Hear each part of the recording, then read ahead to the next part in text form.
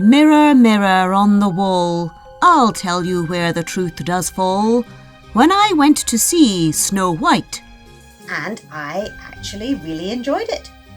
I mean this. I was not actually planning to go and see Snow White because I mean, there are all these negative reviews about it, and I had seen Rachel Zegler on the internet really being quite rude about the old Snow White, and it made me feel silly because I loved the old Snow White, which probably wasn't what she intended, but she just seemed kind of off-putting. And then she mentioned that the prince was a stalker, and oh wow, I just thought, gosh, this, I don't want to go and see this. And then when it came out, you know, there's been all this brouhaha and they cancelled the premieres and all that stuff. So today I was sitting thinking, you know, I'm not that interested. And then I suddenly remembered something that happened to some of my friends. I am a professional actor, and I have 3 friends that appeared in the Disney movie Artemis Fowl. I seem to remember that they filmed, the main photography was in 2018, then they did like 6 months of reshoots in 2019, and then of course they were going to have a big sort of cinema premiere. It was all very exciting, and I was looking forward to going to the cinema. And then of course we know what happened in 2020, and there was no premiere, and we waited and waited, and finally it was put out onto Disney streaming. Well, I was not very well off during the pandemic, and I didn't feel that I could afford to get Disney streaming, because really the only thing I was interested in seeing was Artemis Fowl, because it's a fantastic story and my friends were in it, of course. And I also was a bit annoyed because I felt that Disney put it on, Artemis Fowl, onto Disney because they wanted to sort of blackmail you into buying it, and I really didn't like that. So I didn't get it, but I thought the DVD is going to come out, and one day I'm going to get my DVD from Amazon or WH Smith or something, and then I'm going to sit at home and have some tea and cake and have my very best Artemis Fowl life, watch all my friends, and then email them and tell them congratulations and blah, blah, blah. Anyway, Disney eventually, Artemis Fowl went off streaming, and I thought I must order a DVD. So I went on internet and tried to order one and couldn't find it. And I looked on YouTube to see if they put it on YouTube, and it wasn't there. And then I Googled it, and I found out that Disney had, basically they've disappeared Artemis Fowl. You can't see it. They weren't happy with the quality of it. They didn't like it. And it's not available on DVD, and from what they've said, you'll never get the chance to see it. And I so wished I'd just got the Disney streaming thing, because I probably would have enjoyed it, but I just was short of money, and, you know, well, I've already gone into it all. So basically, I've never seen Artemis Fowl. I've seen pictures of my friends in their costumes and little pictures that they took in their caravans on set, but I was just so disappointed, and I didn't see it coming. I'm simply not, I don't expect that there's a film which I won't be able to see. I mean, in the past, when people wanted to see a movie, they had to go in the cinema, and when the cinema took it off, that was kind of it. And then videos came in, and you could buy a video eventually, then DVDs. I can't believe that there's a Disney movie, a big movie that they spent hundreds of millions of pounds on, that you can't see. Which is why I thought, you know, I'm going to go and see Snow White, because I did love the cartoon original. You know, I love the ethos of Snow White and her beautiful good heart, and the fact that she can make magic with her positivity and her lovely energy. I mean, that's beautiful. And I thought, I'm going to take my lesson from Artemis Fowl, and I will go and see it, and then I can make up my own mind of what I think about it. So I trotted off to the cinema and got my seat, and it started, and it was very, very cute at the beginning. By the way, if you are going to go and see it and you don't want to have it spoiled, then maybe don't watch anymore until you've seen it. But basically, I do recommend you see it. So now I'm going to go on to sell you what I think of the movie and maybe spoil some plot points. So just warning you. It starts off very cute, and there's a lovely book of Snow White, and then there's little hedgehog and little woodland creatures, and they tell you the story, and they sort of start you off. And one thing I don't understand about the reviews is why everyone's so annoyed that the woodland creatures are not in it. They are in it. I mean, they are CGI woodland creatures. They're not exactly the same as the cartoon ones, but then they would be, and they were very, very cute. So I didn't see why that was a problem. And then they went on to the birth of Snow White, that she was called Snow White because she was born in a snowstorm. I had nothing against that. It is a story after all. You can change a story. That's lovely. It's just that you, as an actor, you have to believe in the story, and I felt the actors did, and it was lovely. And they had the little girl that played Snow White as a child, and she was lovely. She kind of reminded me of Olivia Hussey from Romeo and Juliet a bit. She was lovely, and it was sweet and fun enough. One of my other friends who's an actor, I spotted her in the opening scenes amongst all the townspeople, so that was thrilling. That was lovely. And the story went along, and I thought it was nice. And then of course Snow White grows up, and it gets a bit sadder, and both her parents are gone. Won't go into how it happens, but there we are. And then the evil stepmother takes over, and the story was moving along, and it was good. I would say Rachel Zegler occasionally had a tiny look in her eye that I thought looked a little bit not Snow White. She looked a little bit of a madam. But then, a character has to have some bite. You can't be all goody-goody. There has to be a bit of light and shade. So maybe I'm unfair to Rachel Zegler there. By the way, I thought she was beautiful. I thought she was a lovely looking Snow White. I've got nothing against her having whatever is her mixed heritage. She was gorgeous. Not a problem with that. Then they moved over to the dwarf's cottage, which was pretty. However, my first kind of qualm with this movie really is the CGI dwarfs. Although the actors that voiced the characters were lovely and they did a great job, as they should, I didn't like the CGI appearance of the dwarves. It just seemed incredible that there are trained dwarf actors who could have played these parts, and then you still have dwarves, but you make them fake dwarves. I mean, that's bizarre. I didn't like that. They got over that, and they did the dancing and the interchange with Grumpy, and that was all very sweet. And then the character of the prince, who's not a prince, came in. He's a kind of bandit. He's a sort of Robin Hood figure, taking from the rich to give to the poor. In fact, no, he comes in before this point. He's taking some potatoes and food from the Queen's larder for his friends who have no food. And he was nice. I have to say, I've nothing against the actor, but I didn't quite like the fact he was a bandit. It just was a bit unmagical. He wasn't a horrible bandit, but he has this song about princess problems, and I felt Snow White wasn't really being moany. She didn't deserve to have this song, Princess Problems. And although he sang it lovely, it wasn't my favourite thing. And I found I wish they'd made the bandits kind of hide out a bit more cute or kind of funny or something. I wish they'd sort of sold that more. But anyway, that was good. And I mean, the actors were all great. I can't complain. What happens then? Okay, so the evil queen tempts Snow White with the horrible apple, and the dwarves find her, and it's all dreadful. And then the prince, I'm sorry, he's not a prince, Jonathan is his name. He's taken off to prison. He's caught, but he escapes, comes back, and he awakens Snow White with the true love's kiss.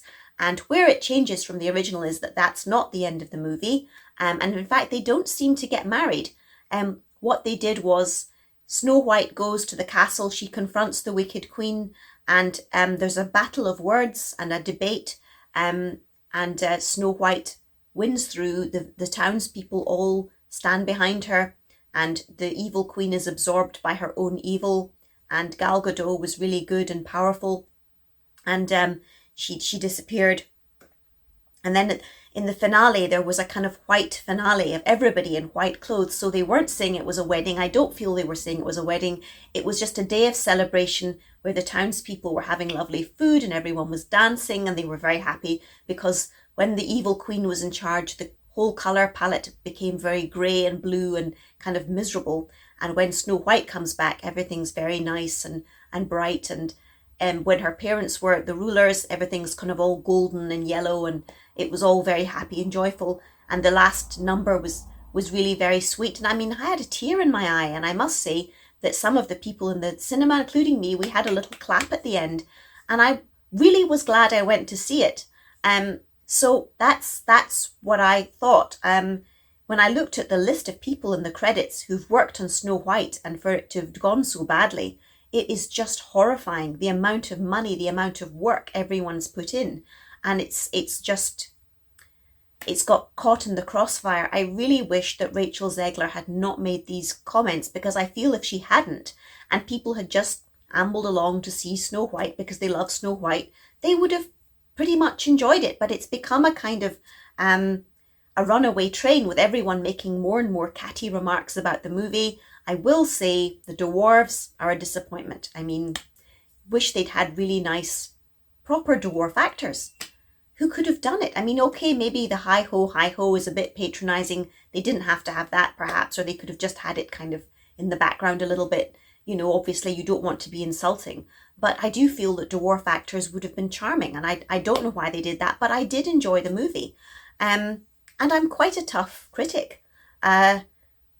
So, I mean, the original Snow White cartoon is one thing. This is another take on Snow White.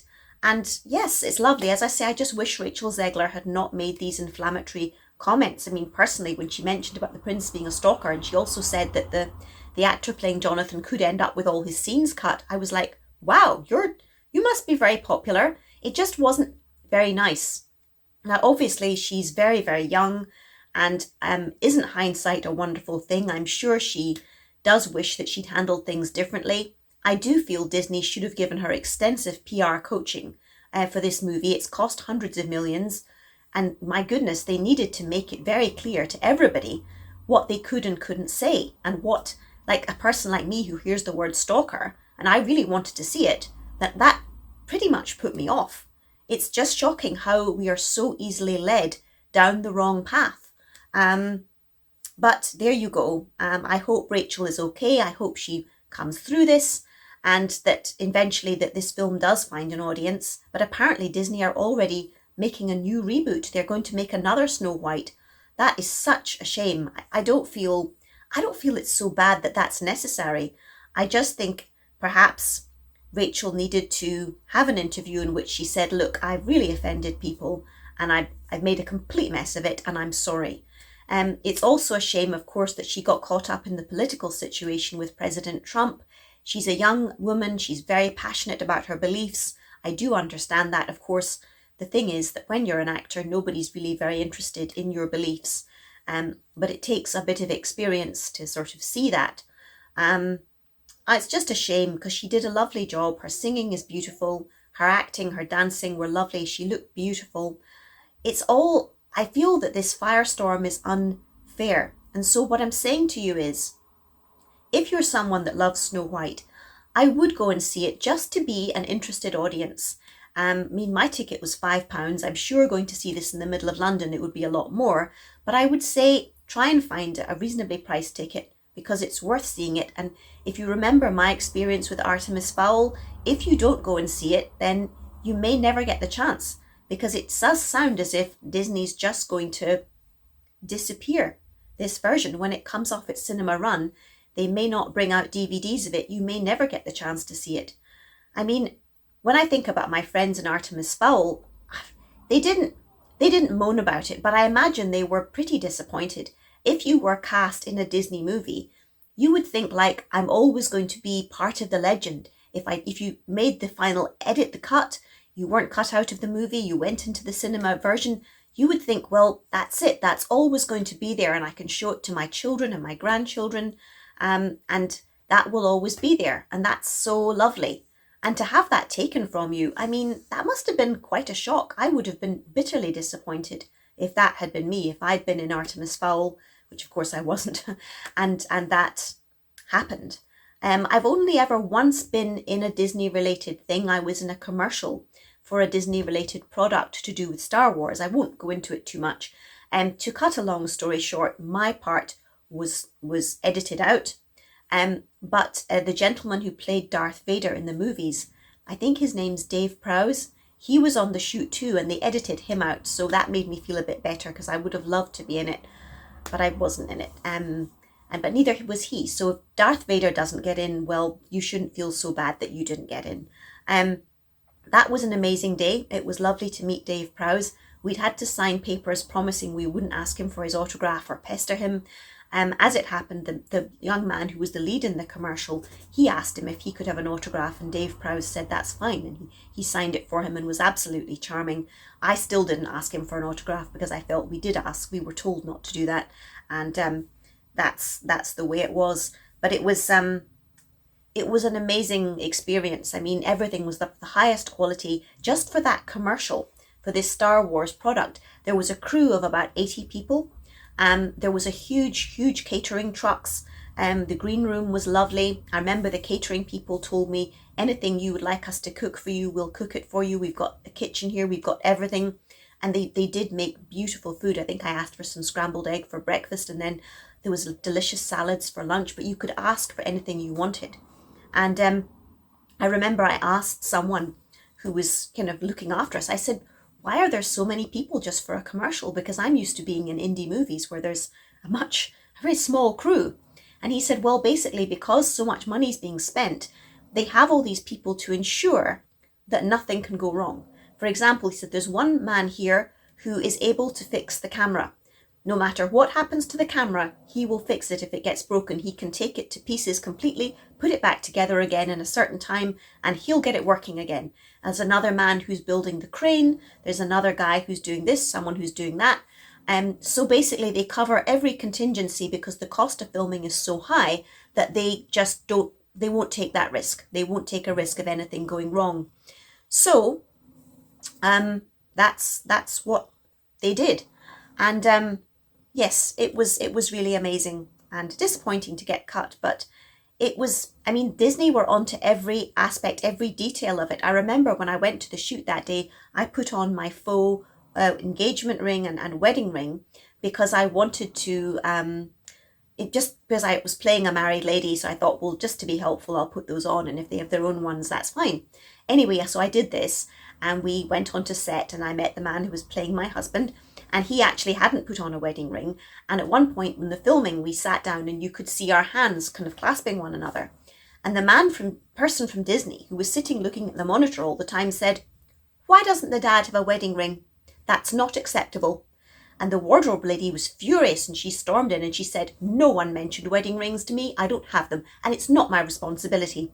But they had to lose that shot where our hands were in shot because the Disney representative wouldn't let you have a shot where dad didn't have a wedding ring. So it's surprising to me that they've gone through this whole process of Snow White and I suppose Artemis Fowl, and then they've decided actually we don't like it.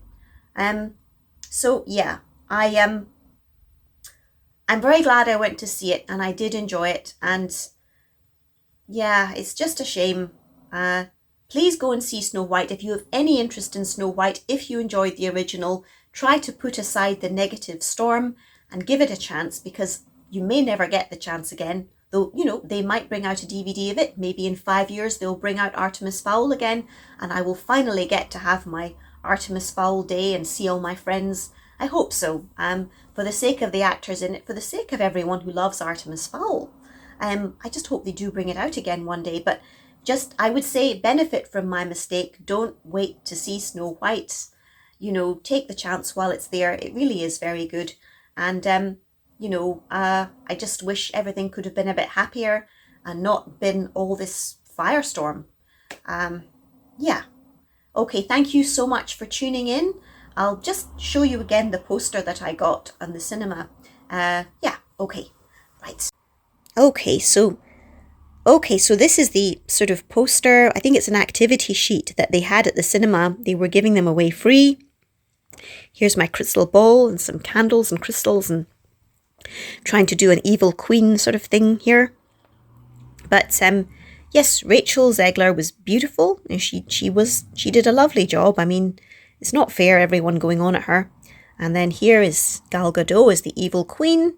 And then here are some of the cute little woodland creatures. They are adorable. And there's a lovely fawn and some bunnies and little dwarves there, and the castle in the background. I mean, the shots of the castle when when the evil queen is in charge and all the bats are flying around it. You know, that was all great too. Blanche-Neige, Snow White, I'm glad I went to see it. I really am, and I'm going to tell my family they should go and see it. Okay, that's me, and I'll just leave it there. Okay, so that's it. Good night, everybody, and thank you for watching to the end. Please go and see Snow White, and please look out for my next video. I don't know what it will be, but there will be one soon. Thank you so much. Good night.